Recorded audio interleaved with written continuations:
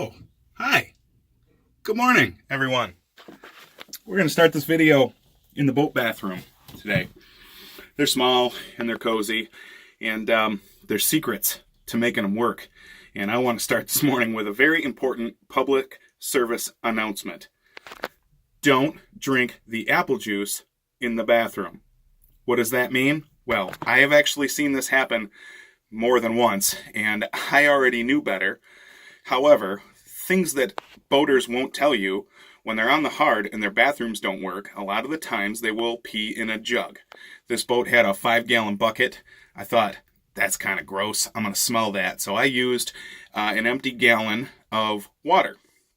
And the problem with that is, when I'm on the hard, I'll often keep a gallon of drinking water in the sink to kind of, swish my mouth out after I'm done brushing my teeth, because nobody likes to have that grit in their mouth, right? So it was the first night here. It was late. I had been up for some 30 hours straight, and I had taken a shower, and I had brushed my teeth, and I grabbed a hold of that gallon of apple juice, and thankfully I stopped myself before it got really ugly. It still was not a pleasant experience, and I had to brush my teeth twice. But I thought, hey, I'm going to share this with the world so that maybe y'all don't make the same mistake. Nobody wants to do that. So if you're in someone's boat or even your own boat, don't drink the apple juice in the bathroom. It's not apple juice, okay, folks? It's not. It's not apple juice. Anyway, moving on, it is Major Project Monday. You can see here behind me, I have the wall all laid out here in blue tape, and a couple of things to set yourself up for success when you're doing big projects. What I did, and you might have a better way, and if you do, leave it in the comments below. I love the comments. Thank you, everyone, for all the comments. We're going to get with that in a second, but first I want to cover this. So the first thing I did was make this lovely cardboard template here that kind of modeled the shape of the arch over here on that side, and that gave me the ability to duplicate this radius here to this here. Now I marked it out in Sharpie, but another important thing when you're laying things out, it's good to always have a good visual reference, so you can kind of step back and look at your work and say, yeah, I think that's going to look good before you cut. The way we're doing this here is we're recycling, we're reusing everything that we can, so it's imperative that we don't overcut something, because, to try and recreate this wall and all this wonderful cedar trim, it would be nearly impossible for me to do, and it would cost me way more money, etc., etc. So I don't want to have to do that, but I'm going to go get some plastic here after I'm done with this video, and I'm going to segregate it off with a plastic bubble. I'm the bubble boy. I don't know, you've been around, I'm the bubble boy sometimes, but I don't want to make a huge mess, and more importantly, I don't want to get anything on all these electronics here. These are a lot of the things that I'm going to have to install in the boat. The boat came with these two ICOM navigation plotters, which are sweet. I brought this Standard Horizon chart plotter that my friend Dave Kitzmiller got for me off the Morgan. I'm probably going to install that one down here because it's my favorite, and it does a lot of things that a lot of other chart plotters don't do, including it's not only a chart plotter, but it's also an emergency radio. I have a couple of small handheld radios that are, I believe, UHF.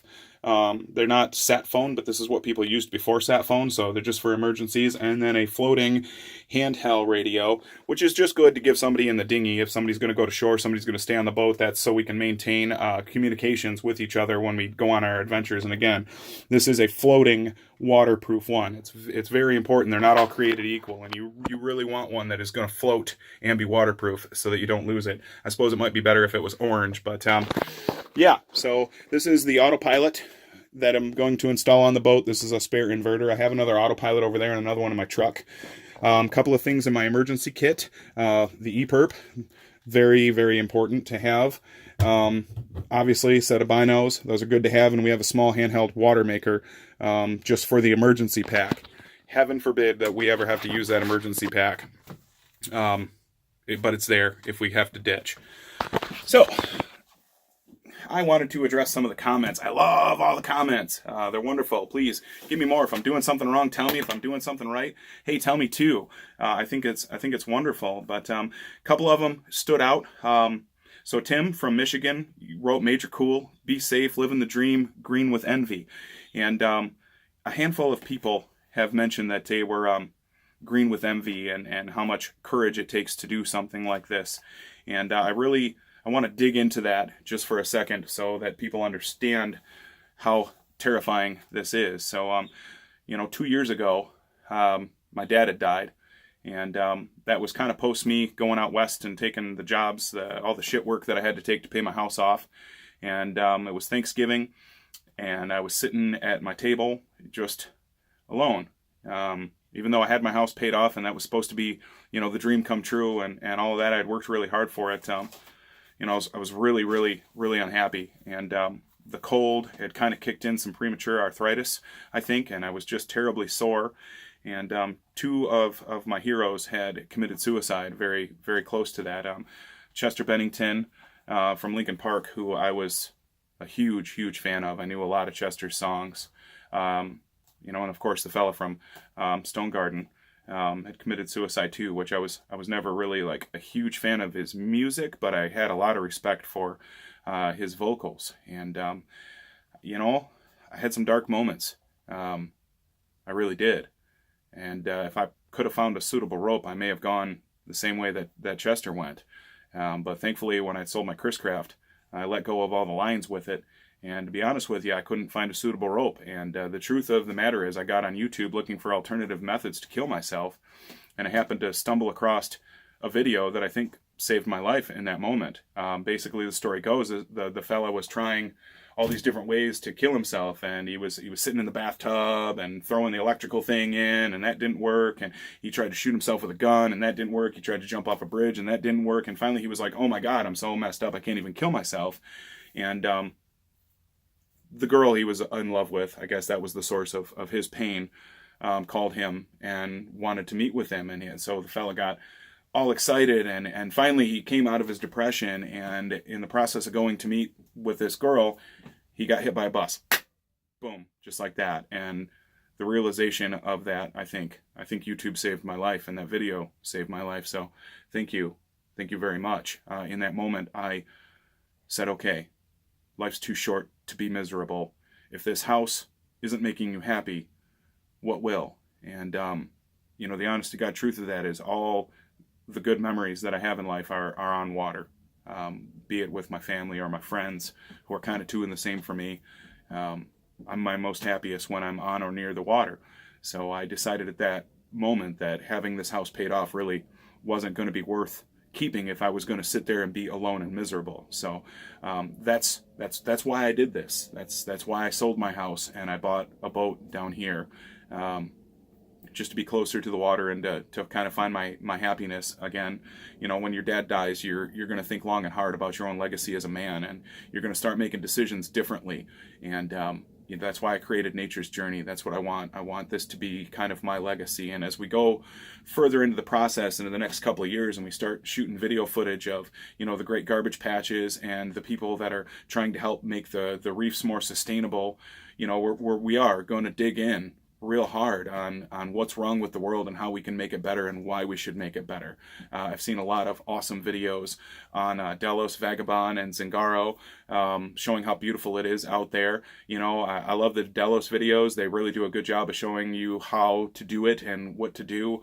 I love the Vagabond videos too. They kind of are one and the same in that fact. But my favorite personally are the Zingaro videos. James, Jesus, man. At face value, you'd think the guy's kind of a nut job, smashing his boat into reefs and fixing his rudders on the beach. But the coolest thing about Zingaro videos are the fella not only shows you how to do it, he also shows you kind of what not to do, and when you make a mistake, how to fix it and be sustainable. And I don't know about you, but I'm blue collar. I work hard for my money. So being sustainable is really, really important. So speaking of sustainable, I showed you how to template a wall. And I'll show you guys what it looks like after I cut it out. Obviously, it's going to be as close to that line as I can get it. With a little belt sanding and some grinding, I'll tune it into shape, and then we'll figure out how to trim it in on another video. That's probably going to be a week away because I have a lot of other things to do to get the boat ready for my puppy Love. If you've met my puppy Love, you know he's like the most awesome dog in the world, and I'm going to be heading back to Michigan to get him because puppy Love is not a German Shepherd trained to find drugs. He is a German Shepherd trained to find shitty tires and drag them out of the water. And I don't know if you've seen any of it on the previous video, but he's pretty good at it. I have to help him out every once in a while because I get a little heavy, but he really loves his job, and I love my puppy Love. So I just wanted to make the boat a little bit more open.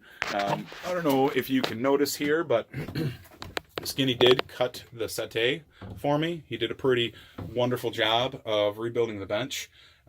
It's got a lot more room, and I can't wait to get this wall opened up, so I'm just gonna do it. I gotta cut it, and I gotta make it happen. So now that we've kind of gone over that, there's one thing that I learned this week that I want to try and show you guys before I sign off, and then I'm gonna make my materials run. So before I go, I've watched a lot of sailing videos, and I haven't seen anybody cover how to tune a forestay, so I didn't know how to, and I was over here fiddling around with it with ratchet straps, and thankfully the rigger saw me struggling, and he came over and gave me a little tutorial. So this is my furler. You're familiar with a furler? If you're not, you need to get familiar with a furler because you need to have one on your boat. This drum actually is what tunes the front turnbuckle. Okay, so under here, let me see if I can get the shot. Oh, hold on a second. Someday we'll get another proper camera. There it is. So this big nut here is the locking nut, and then above that is a washer, and above that is a star lock. So you're going to undo this bolt because it's a lock. That washer will drop down, and then there's a bronze star lock that needs to be knocked out of there with a screwdriver and hammer, and that's going to allow this drum to rotate. Now, that's only one half of the turnbuckle, so if you just do that and you start turning, your forestay is going to spin with it, and it's not going to tension correctly. So you have to undo the top portion, which is this guy right here. There's 4 bolts in this clamp section, and it's basically a clamp, and this whole tube here is going to lift off, and that's going to expose the top half, and again, this is the lock on the forestay. So then all you have to do is you'll hold on to the rig with a crescent wrench and simply spin the metal drum left and right to tune it to how you need it. So there you go. Now we learned something today. We learned a couple of things today. All right, I'll see you guys next time.